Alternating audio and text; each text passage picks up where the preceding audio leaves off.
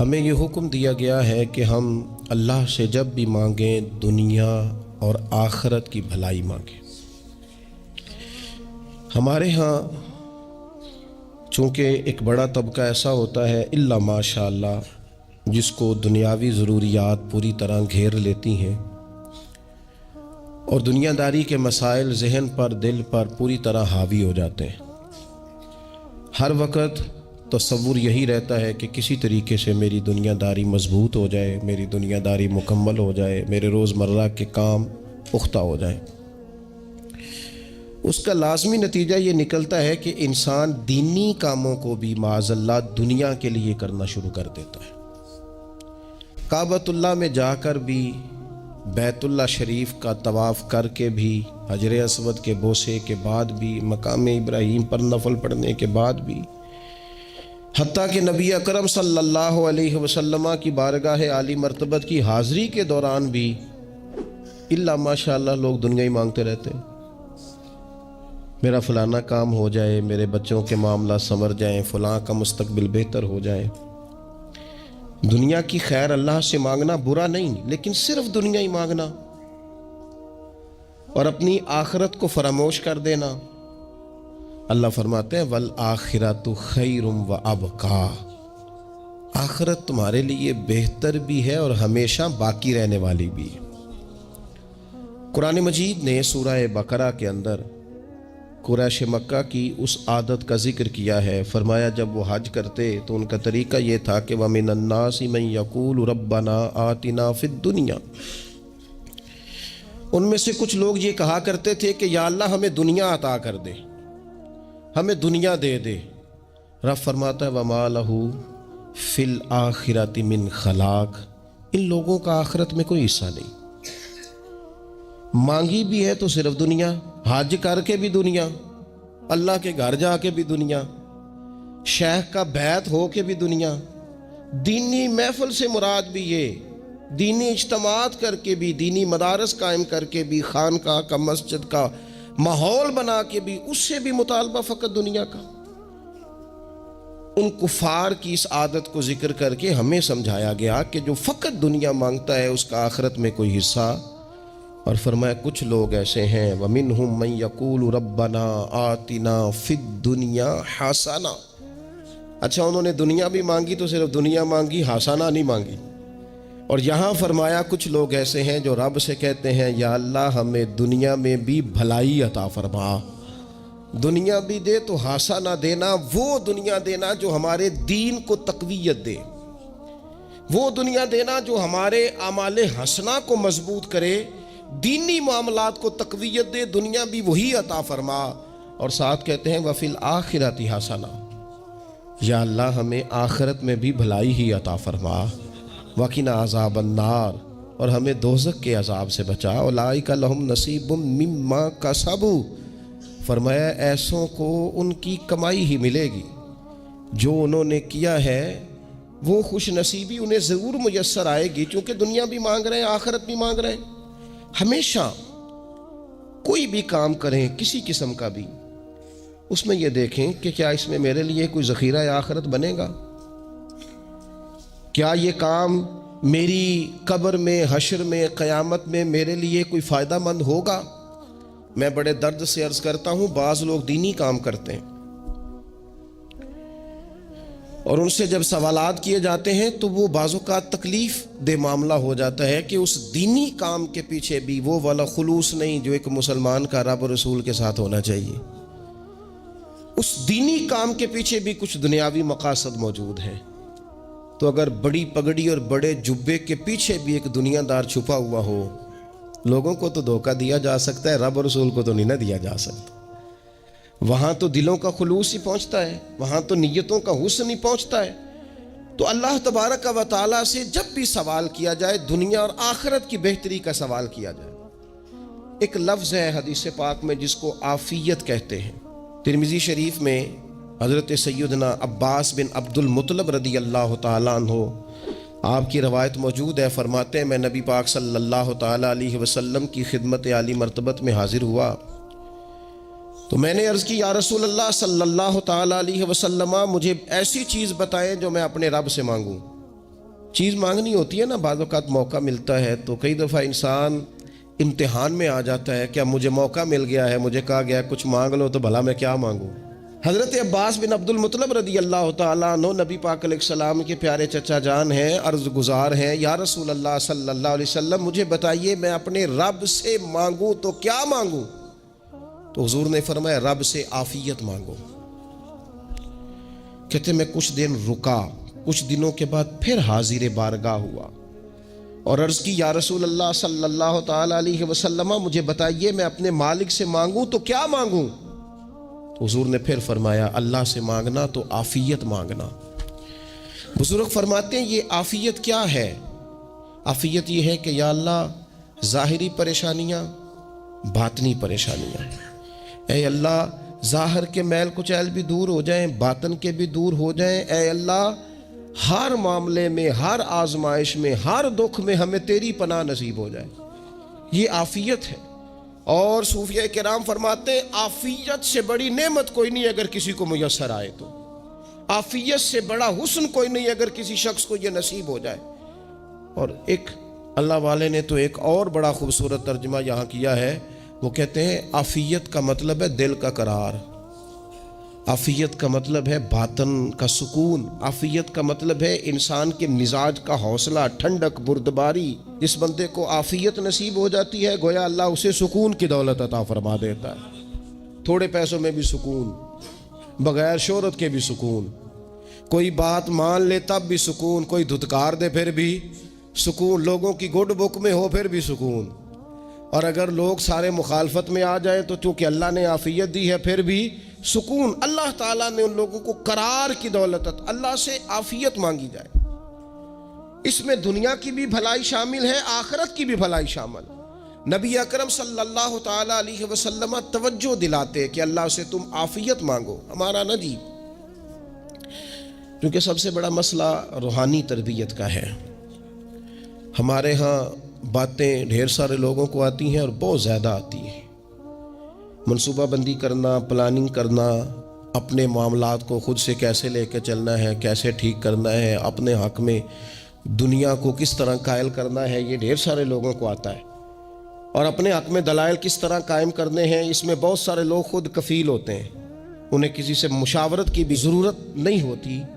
لیکن اللہ کی بارگاہ سے اپنا رشتہ کیسے جوڑنا ہے، مالک سے کرم کا سوالی کس طرح کر کے ہونا ہے، اللہ سے عافیت کا سوال کیسے کرنا ہے، یہ چونکہ روحانی تربیت میں ہمارا مزاج نہیں ہوتا لہذا ہم اس طرف جاتے نہیں، ہم وہ اپنی مرضی کی چیزیں، یعنی وظیفہ پوچھ کے گئے ہیں ایک صاحب، کچھ عرصے کے بعد آئے ہیں تو آ کے کہتے ہیں مولانا صاحب، پیر صاحب یا قاری صاحب یا فلاں صاحب، کسی سے بھی پوچھ کے گئے کس چیز کو نیک آدمی جانا، پھر لوٹ کر آ کے کہتے ہیں کہ آپ نے وظیفہ بتایا تھا پر کام کوئی نہیں ہوا۔ تو میں تو صاف کہتا ہوں اور کھلے دل سے کہتا ہوں کہ بھئی وظیفہ آپ کو بتایا تھا کہ اللہ کی رحمت متوجہ ہوگی، خدا کی رحمت کو آواز دینے کے لیے وظیفہ دیا تھا، کوئی بھی وظیفہ رب کو مجبور تو نہیں نہ کر سکتا معاذ۔ اور وظائف کس لیے پڑھے جاتے ہیں کہ جلدی سے معاملات ٹھیک ہو جائیں، میرے حق میں چیزیں بہتر ہو جائیں، تو اللہ کی رضا کے لیے پڑھے جاتے ہیں۔ تو وظائف کو، عبادات کو، نوافل کو، تلاوت کو، درود پاک کو تو رضا الہی کا ذریعہ بنانا چاہیے، لیکن ہم چونکہ ایک پورا الجھاؤ رکھتے ہیں اپنی دنیا داری کے معاملات سیدھے کرنے میں، ایک پورا خیر رکھتے ہیں، وہ لوگ ملتے رہتے ہیں مختلف بزرگوں کی نسبت کے تعلق سے، تو بعض جگہوں پہ بعض لوگ بڑے تیز ہوتے ہیں، یعنی ان سے آپ کی ملاقات ہوتی ہے تو بندے کو محسوس ہوتا ہے کہ یار اسے تو پہلے ہی ساری باتوں کا پتہ ہے، اور کئی دفعہ ان سے ملنے کے بعد احساس ہوتا ہے کہ یار اس سے تو تھوڑا سیکھ ہی لیتے تو بہتر تھا، یہ تو بات بڑی آگے نکل گئی۔ سارا پتہ ہوتا ہے، باشعور ہوتے ہیں، لیکن ڈر آتا ہے اللہ سے۔ اتنا باشعور آدمی، سمجھدار، پنچایت، پریا، لوگ، دین، دنیا سارا پتہ ہے، نماز کا ٹائم آ گیا تو وہ چھپتا پھرتا ہے، اس کی طبیعت پر بوجھ بن رہا ہے معاذ اللہ اللہ کے حضور حاضر ہونا، اسے خیر کا کام کرنا پڑ رہا ہے تو وہ ادھر ادھر نکلتا جا رہا ہے، تو سوال یہ ہے کہ پھر یہ شعور کا کیا مطلب رکھا ہوا ہے ہم نے؟ پھر اللہ سے دعا کرنے کی ضرورت نہیں. وہ حضرت عارف رومی رحمۃ اللہ تعالی علیہ فرمایا کرتے تھے بعض لوگوں کو رب سارا کچھ دیتا ہے، سجدے کی توفیق نہیں دیتا. اس کا مطلب یہ ہے کہ وہ کہتا ہے یہ سارا کچھ لے اور نکل جا، میرے گھر نہ آنا، رکھ سارا کچھ پاس. رب سے عافیت مانگی جائے، اس سے اس کا فضل مانگا جائے، اس سے اس کا کرم مانگا جائے. اللہ کے پیارے رسول صلی اللہ تعالی علیہ وآلہ وسلم اس عافیت مانگنے پر زور دیتے، توجہ دیتے. میں آپ کو صحیح بتاتا ہوں، رب نے اگر کسی بندے کو عافیت میں رکھا ہو نا تو حالات کیسے بھی برے چل رہے ہوں اس کا بگاڑ کچھ نہیں سکتے. اور اللہ تعالیٰ معاف کرے 100 دفعہ خاکم بدہن، اگر کسی وقت اس کے کرم کی نگاہ پھر جائے تو پھر سارے اسباب سمیت بھی انسان اپنے پیروں پہ کھڑا نہیں رہ سکتا. اس سے جب تک طلب کرم نہیں ہوتا، طلب عافیت نہیں ہوتی، اس کی بارگاہ سے جب تک بندہ مومن پورا رجوع نہیں کرتا. یہ عافیت اتنی اعلیٰ چیز ہے کہ نبی پاک علیہ السلام نے فرمایا آذان اور اقامت کے درمیان جو وقت ہوتا ہے اس میں دعائیں رد نہیں ہوتی. دعا مانگا کرو گے تمہاری اللہ اپنے فضل سے قبول کر لے گا. عرض کی یا رسول اللہ کیا مانگے؟ تو فرمایا عافیت مانگو رب سے. حضرت انس بن مالک حدیث کے راوی ہیں رضی اللہ تعالیٰ عنہ، یہاں بھی فرمایا یہ عین قبولیت کا ٹائم ہے، اب اللہ سے عافیت مانگ لو، اس کی پناہ. ہم دعاؤں میں بھی محدود ہو جاتے ہیں. رب دا طالب کوئی نہ ملیا، جو ملیا طالب زردہ ہو. دعاؤں میں بھی حد بندی. بعض اوقات بچے بھی تربیت کرتے ہیں نا. ایک مولانا ہے، ان کا خیال ہے کہ انہوں نے مجھ سے کچھ پڑھا ہے تو کبھی کبھی استاد جی کہہ دیتے ہیں، بہت پرانی بات ہے، انہوں نے مجھے فون کیا کہ اگر آپ کبھی تشریف لائیں، تو میں نے کہا پتر دعا مانگ اللہ کو چھوٹی جی گڈی دے وے. تو اس بچے نے میری بڑی تربیت کی، کہنے لگا استاد جی اللہ کو لو منگنی ہے تو وڈی ساری منگو. آپ نے محدود کیوں کیا کہ بھئی یہ چھوٹی سی اللہ گاڑی کیوں اللہ چھوٹی دے؟ رب دے تو بڑی دے، اور رحمت سے دے، اللہ سے مانگنی ہے نا جی. ہم تربیت نہیں لیتے. میں نے اس کا شکریہ ادا کیا، میں نے کہا بیٹے تو نے بڑی سونی بات کی، اللہ تجھے اس کا اجر عطا کرے، اللہ تجھے برکات عطا کرے. اگر آپ نے سیکھنا ہے تو پھر آپ سیکھ لیں گے، اور اگر نہیں سیکھنا تو پھر یہی کہنا ہے ساری عمر لانگی بندہ کو نہیں ملیا. چونکہ مزاج نہیں ہے نا سیکھنے کا، اس لیے پھر ملا ہی کوئی نہیں. پھر ساری زندگی کو میسر ہی نہیں آیا، کسی نے نصیحت ہی نہیں کی، کوئی آنکھوں کو بھایا ہی نہیں. خود ہی بڑے سیانے تھے، خود ہی بہت بڑے تھے، اپنا قد بھی بڑا اونچا تھا، سب ٹھگنے چھوٹے اور کمزور اور بوڑے نظر آئے. عزیز بھائی، جب عافیت، ایک بزرگ تھے ہر وقت اللہ سے عافیت مانگتے تھے، ہر وقت اللہ سے عافیت مانگتے تھے، ہر وقت عافیت مانگتے تھے. لوگوں نے پوچھا، لوگ ان کو صالح جانتے تھے، نیک سمجھتے تھے، کہ حضور آپ اور کوئی دعا مانگتے نہیں، عافیت ہی مانگتے ہیں. فرمانے لگے میں مانگا کرتا تھا شروع میں، بعد میں خیال آیا اور بھی دعائیں مانگا کرتا تھا، یہ احساس بعد میں نصیب ہوا. فرماتے میں مزدوری کرتا تھا، مال برداری کرتا تھا، ایک جگہ پہ ڈیوٹی کر رہا تھا تو تھک گیا، اور وہ جو کام لینے والے لوگ تھے ان کا رویہ بھی بڑا ترش تھا، تکلیف ہوئی. تو میں نے اپنے مالک کی بارگاہ میں عرض کی، مالک اگر 2 روٹی بغیر مجھے مشقت کے مل جائے دن میں تو تیری بارگاہ تو بڑی کریم ہے. کہتے وہ میں نے یہ دعا مانگ لی. ذرا میں تھوڑا آگے بڑھا تو 2 بندے آپس میں لڑ رہے تھے، میں ان کی صلح کرانے کے لیے، انہیں بچانے کے لیے آگے بڑھا، تو میں جس کو چھڑا رہا تھا دوسرے نے میرے اوپر ضرب لگا دی، میرا بھی سر پھٹ گیا. تھوڑی دیر کے بعد وہاں پولیس آ گئی، وہ تینوں کو لڑنے والا سمجھ کے اٹھا کے لے گئے، مجھے جیل ہو گئی. 2 روٹیاں بغیر مشقت کے روز ملنی شروع ہو گئی. دعا مانگی تھی نا کہ یا اللہ 2 روٹیاں مل جائے نا بغیر مشقت کے. کہتے ہیں وہ 2 روٹیاں روز ملتی، کوئی کام نہیں کرنا پڑتا، پر جیل ہو گئی. فرماتے ہیں میں بڑا پریشان تھا، روز روٹیاں پابندی سے آتی اور بہترین آتی، کھانا ملتا. پھر کچھ عرصے کے بعد میں نے سوچا کہ یار یہ دعا تو قبول ہو گئی نا تیری، اب تو اگر اس پر کوئی الگ بات کرے گا تو وہ تو غلط کرے گا. کہتے پھر خود ہی میرے دل میں اللہ نے بات ڈالی اور میں نے عرض کی مالک 2 روٹیاں نہیں، مجھے تو عافیت چاہیے، مجھے تو عافیت دے، میرے اوپر تو کرم فرما، تو نظر رحمت کر، جے ایک قطرہ بخشے مینو، جے ایک قطرہ بخشے مینو تے کام بن جاندا ہی میرا. مہربانی کر، عافیت عطا کر. فرماتے ہیں پھر خدا نے کرم کیا، کہاں سے اسباب بنے میرے جیل سے چھوٹنے کے، کون کون میرے ضمانتی بنے اللہ ہی جانتا ہے۔ فرماتے ہیں دروازے بھی کھل گئے، رزق بھی ملتا ہے، صحت بھی میسر ہے، سجدہ بھی کر لیتا ہوں، سویرے تلاوت بھی کرتا ہوں، شام کو مدینے والے کی بارگاہ میں رج کے درود و سلام بھی عرض کرتا ہوں، میں ممکن ہوتا ہے تو کسی غریب کی داد رسی بھی کرتا ہوں۔ اب سمجھ آئی ہے ربنا آتنا فی الدنیا حسنۃ وفی الآخرۃ حسنۃ وقنا عذاب النار۔ اب سمجھ آئی ہے رب سے جب بھی مانگنا ہے عافیت ہی مانگنی ہے، اس سے کرم مانگ۔ ہم نے محدود دعائیں رکھی ہوئی ہیں، محدود، وہ جی فلانا کام میرا ہو جائے تو بھئی وہ ایک ہو گیا، اس کے بعد پھر نئی ٹینشن بن جائے گی، نہیں میں جی بچوں کی شادی کر لوں جی پھر میں فارغ ہوں۔ آپ شادی کر کے دیکھیں، لاگو پتہ جائے گا کیسے فارغ ہوتے ہیں۔ آپ یہاں رکتے کیوں ہیں؟ آپ خدا سے عافیت کیوں نہیں طلب کرتے؟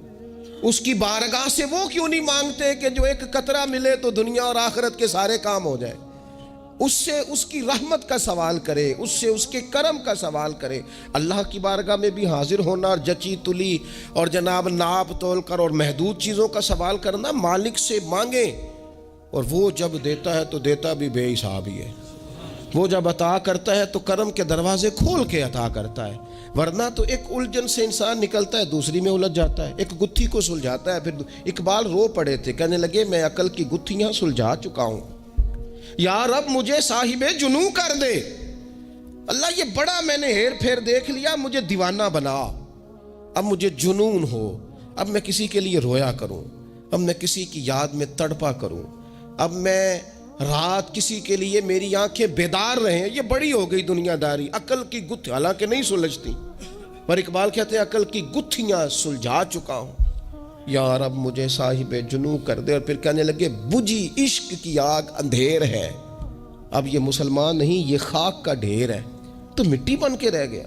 کیا کہاں اپنی ساری توجہات کا قبلہ کس چیز کو؟ میرے عزیزو اللہ سے عافیت۔ نبی پاک علیہ الصلوۃ والسلام نے ایک شخص سے پوچھا کیا دعا مانگ رہے ہو؟ تو اس نے کہا یا رسول اللہ میں اللہ کی بارگاہ میں صبر کا سوال کر رہا ہوں۔ تو حضور فرمانے لگے صبر تو مصیبت پر ہوتا ہے۔ یا رسول اللہ پھر کیا مانگوں؟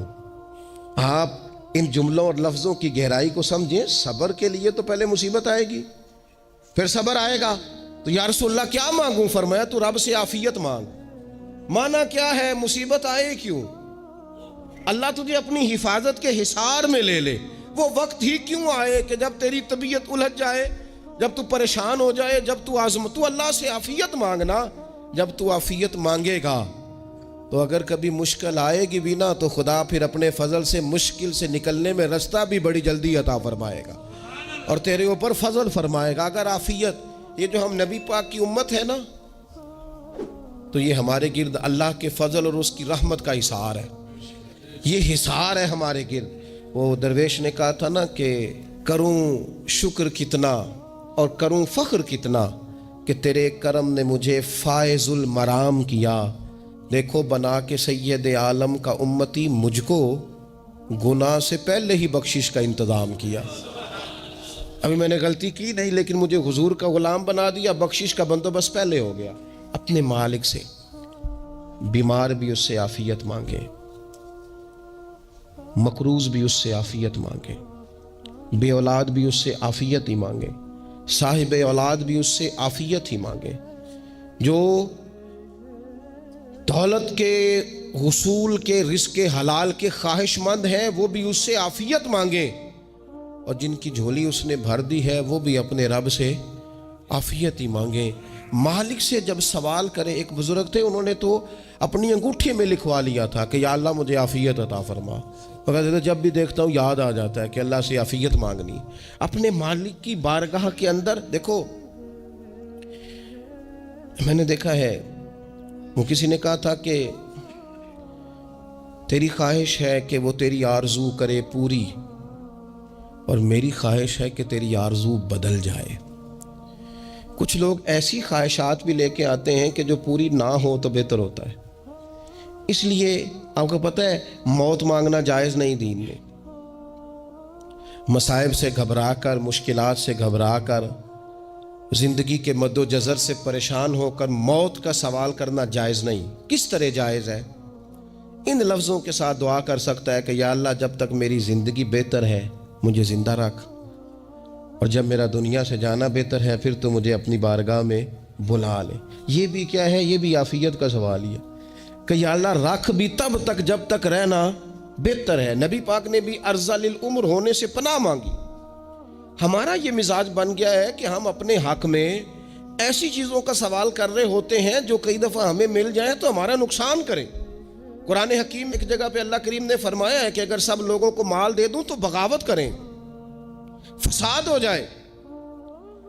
کیا مانا؟ کہ اپنا نقصان کر بیٹھے لوگ۔ ہم اپنے مالک کی بارگاہ میں بعض ایسی چیزوں کے سوالی ہیں کہ جو ہمارے لیے ٹھیک نہیں ہے، ہمیں اس کے کرم پر چھوڑنا ہے، اس سے عافیت مانگنی۔ اور بعض لوگ، چونکہ میں کہہ چکا ہوں شروع میں کہ ہماری دینی روحانی تربیت نہیں ہوتی اور ہم کہیں سے باقاعدہ اسباق لینے کے قائل ہی نہیں ہوتے، پوری تربیت کا ہمارا مزاج نہیں ہوتا، اپنی عقل اور اپنا شعور اور اپنے حساب سے ہم زندگی کو بتانا چاہتے ہیں۔ اور یہ جو میرا دور ہے یہ ویسے ہی الجھا ہوا زمانہ ہے، اللہ ماشاء اللہ، پتہ نہیں کوئی کیا بول رہا ہے، کوئی کیا کہہ رہا ہے، ایسے ہے جیسے کوئی میلہ لگا ہوا ہے اور کان پڑی آواز سنائی نہیں دے رہی۔ جس کی دکان پر کوئی گاہک نہیں وہ بھی کہہ رہا ہے لائنیں بنا لو۔ ایسا الجھا ماحول ہے اور ایسی آزمائش ہے کہ لوگ بیچارے پریشان ہیں۔ دیکھیں جب تربیت کے ساتھ انسان آگے بڑھتا ہے نا، ہمارے پاس مقتدا ہے اللہ رسول کا کلام، ہمارا پیشوا ہے رب رسول کا فرمان۔ جب ہم کتاب و سنت کی روشنی میں آگے بڑھتے ہیں تو پھر ہمارے لیے منزل آسان بھی ہوتی ہے اور قریب بھی ہوتی، پھر ہمارے لیے آگے کی طرف سفر کرنا، آگے بڑھ جانا یہ آسان ہوتا ہے۔ آپ غور کریں جو لوگ دنیا میں کامیاب رہے، بھلا کس طرح کامیاب رہے؟ وہ اس طرح کامیاب رہے کہ انہوں نے نا اپنے رب سے عافیت مانگی، اللہ تعالیٰ نے خود بخود ان کے لیے رستے بنائے۔ آپ تاریخ پڑھیں گے بعض لوگوں کی تو لگ نہیں رہا تھا کہ وہ اتنی کامیابی حاصل کریں گے۔ دیکھ لیں آپ حضرت غوث اعظم جیلانی رضی اللہ تعالیٰ عنہ بغداد شریف تشریف لاتے ہیں تو ان کی کیفیت یہ ہے کہ پتے کھا کے گزارا کرنا پڑتا ہے، یعنی پیچھے کوئی ایسا بیک گراؤنڈ کسی کا بنایا ہوا ادارہ، کوئی بڑی خانقاہ، کوئی بڑے لمبے چوڑے والد صاحب کے مریدین، کوئی بڑا لمبا سلسلہ نہیں مل رہا۔ ان کو بظاہر پتے کھا کے گزارا کرنا پڑتا ہے، لیکن چونکہ وہ نکلے ہیں اللہ کی مدد کے ساتھ، انہیں اللہ نے تائید دی ہے، فضل فرمایا ہے، تو نتیجہ یہ نکلا ہے کہ 70 ہزار بندہ ایک ایک وقت میں تربیت لینے کے لیے ان کے سامنے موجود ہے۔ یہ اللہ نے اسباب بنائے ہیں، کیونکہ جب رب عافیت عطا کرتا ہے تو پھر اللہ اسباب بھی پیدا فرماتا ہے۔ ہمارا ذہن تو تھک جاتا ہے سیاست کرتے کرتے، ہم تو جناب پوری ترتیب سے ہمیں سلیقہ آتا ہے کس طرح کر کے کس بندے کو کیسے قائل کرنا ہے، پورے طور پر ہم وہ ساری زندگی سیاست کرتے رہتے ہیں۔ وہ خاندانوں میں بھی چلتی ہے، گلی محلے میں بھی چلتی ہے، دوستوں میں بھی چلتی ہے، اور بعد میں پتہ چلتا ہے کہ یہ پتے کھیل کون رہا تھا، اصل میں صلح کرانے والا تھا کہ لڑائی کرانے والا تھا، یہ سب کا خیر خواہ تھا، یہ سب کی ذہن کے اندر فطور کی آمیزش ہی اس شخص کی وجہ سے تھی۔ ہم چونکہ وہ خاص عافیت اللہ سے نہیں مانگتے، ہماری مخصوص سیاست ہوتی ہے سبھی کو راضی رکھو، اس کا نتیجہ یہ نکلتا ہے کہ ایک ٹائم آتا ہے کوئی بھی راضی نہیں رہتا۔ ہم اگر اپنے مالک کی طرف رجحان کریں اور اللہ نے جو ہمیں شعور دیا ہے اس شعور کو لے کر اللہ کی بارگاہ کی طرف بڑھیں، آپ یقین کریں اعلیٰ حضرت بریلوی رحمۃ اللہ علیہ کی کتابیں ہیں، ایک ایک کتاب پر پی ایچ ڈی ہو رہی ہے، اور انہوں نے 150 سال پہلے بیٹھ کر جو کچھ لکھا تھا بین ہی لفظ بلفظ اس کی ضرورت آج محسوس ہو رہی ہے اور آنے والے وقت میں بڑھ رہی ہے، لیکن ان کے پاس کوئی ٹیم نہیں تھی، 50 لوگ نہیں تھے جو ان کے پاس بیٹھ کے لکھواتے، اپنا پریس نہیں تھا، ایسے لوگ نہیں تھے کہ جن کو پتا ہوتا کہ کتاب ہم کل چھاپیں گے اور اتنے فیصد یہ مارکیٹ میں نکل بھی جائے گی، ایسا کچھ نہیں تھا۔ کیا تھا؟ اللہ کی مدد ساتھ تھی، تائید ایزوی ساتھ تھی، اللہ نے اپنی عافیت میں رکھا تھا۔ وہ قرآن مجید کی آیت کا ترجمہ کرتے ہیں نا اعلیٰ حضرت اہدنا الصراط المستقیم، یا اللہ ہمیں سیدھی راہ پہ چلا۔ بہت سارے مفسرین نے کہا اے اللہ ہمیں سیدھا راستہ دکھا، فرماتے ہیں اے اللہ ہمیں سیدھی راہ پر چلا۔ تو کسی نے کہا حضور یہ چلا اور دکھا میں کیا فرق ہے؟ فرمانے لگے دکھانے کا مطلب یہ ہوتا ہے کہ کسی نے پوچھا میں نے گجرا والا جانا ہے، تو دکھانا یہ ہے کہ اسے کہا یہاں سے باہر نکلو، روڈ پہ چڑھ جاؤ، سیدھے جاؤ گے، ایک پول آئے گا، اسے کراس کرنا، نیچے اترنا، وہاں سے شہر شروع ہو جائے گا۔ پھر اس نے اگر کوئی اندرونی جگہ شہر کی پوچھ لی تو اس کو کہا کہ رائٹ ہو جانا، پھر لیفٹ ہو جانا، پھر آگے کسی سے مزید۔ یہ ہے راستہ دکھانا، اور ایک ہے چلانا۔ اس نے کہا میں نے گجرانوالا جانا ہے، تو اس نے کہا ساتھ بیٹھنا میری گاڑی پہ، جہاں تو نے جانا ہے میں چھوڑ کے آتا ہوں۔ یہ راستے پہ چلانا ہے، یہ مقام تفکر ہے، آپ اس پر غور فرمائیں گے۔ کہتے ہیں یا اللہ تو ہمیں راستہ دکھائے گا، اور دکھاتا ہے، لیکن چاروں جانب شیطان بھی تو بیٹھا ہے نا، فتنے بھی تو ہے نا۔ تو اگر تیری رحمت ساتھ رہے، مانا کہ محبت کے سفر میں ہر گام پہ 100 مشکل ہے، لیکن یہ سفر آسان بھی ہے اگر ساتھ تمہارا ہو جائے۔ اگر تو ساتھ چلے تو پھر یہ سفر مشکل ہے۔ وہ ہارون رشید نا اپنے محل کی چھت پہ ٹہل رہا تھا، سب سے اوپر والے چوارے پر، نیچے سے حضرت بہلول دانا گزر رہے تھے، اوپر اس کے ساتھ سپاہی بھی تھے، گن مین بھی تھے۔ اس نے کہا یہ بابا تو ذرا اوپر اٹھاؤ۔ انہوں نے ایک ڈولی، ایک ٹوکری سمجھ لیں، اس کو رسیاں باندھ کے نیچے پھینکا۔ نیچے جو سپاہی تھے ان کو کہا کہ یہ بابا جی کو پکڑ کے اس میں بٹھاؤ۔ انہوں نے جبرن تھاما بابا جی کو، اس میں ڈالا، اوپر والوں نے کھینچ لیا۔ 2-3 منٹ لگے۔ ہارون رشید کے سامنے حضرت بہلول دانا پہنچ گئے تو تھوڑے ناراض بھی ہوئے کہ یہ کوئی طریقہ تو نہیں نا بلانے کا۔ ملاقات ہوئی تو کہا کیوں بلایا؟ کہنے لگا ایک مسئلہ پوچھنا تھا۔ فرمانے لگے بادشاہ ہے نا، تیرے مسئلے پوچھنے کا بھی اپنا ہی انداز ہے، پوچھ مسئلہ۔ کہنے لگا بابا پوچھنا تھا کہ آپ اللہ تک کیسے پہنچے؟ حضرت بہلول دانا چپ کر گئے۔ 2-4 منٹ کے بعد کہنے لگے جس طرح ابھی زمین سے تیرے تک نہیں پہنچا، بالکل اسی طرح ہی پہنچ گیا ہوں رب کریم کی بارگاہ تک، اور وہ بھی جو اس نے کرم فرمایا ہے، ورنہ میں تو نہیں سمجھتا کہ میں پہنچ گیا، وہ بھی اگر تیری خوش گمانی ہے۔ ہارون رشید کہنے لگا مجھے سمجھ نہیں آئی۔ فرمانے لگے تو بادشاہ جو ہے اتنی جلدی کیسے سمجھ میں آئے گی تجھے بات؟ فرمانے لگے اگر میں تجھ سے ملنا چاہتا نا تو میں ایک درخواست لکھتا، پھر کسی وزیر سے سفارشی سائن کراتا، پھر وہ جمع کراتا، پھر مجھے ٹائم ملتا کہ فلاں دن فلاں تاریخ فلاں ٹائم آ جانا، پھر آ کے میں لائن میں لگتا۔ پھر بھی تو بادشاہ ہے، تیرا موڈ بنتا ملنے کا کہ نہ بنتا؟ جب میں چاہتا تو پتہ نہیں کتنا ٹائم لگ جاتا، جب تو نے چاہا ہے نا تو 1 منٹ بھی نہیں لگا۔ فرمانے لگے میں نے دعویٰ ہی نہیں کیا کہ میں جد و جہد کر کے پہنچوں گا، میں نے تو رب کی بارگاہ میں عاجزی کی ہے، پھر رب نے ہی کرم فرمایا ہے، اسی نے مہربانی کی ہے۔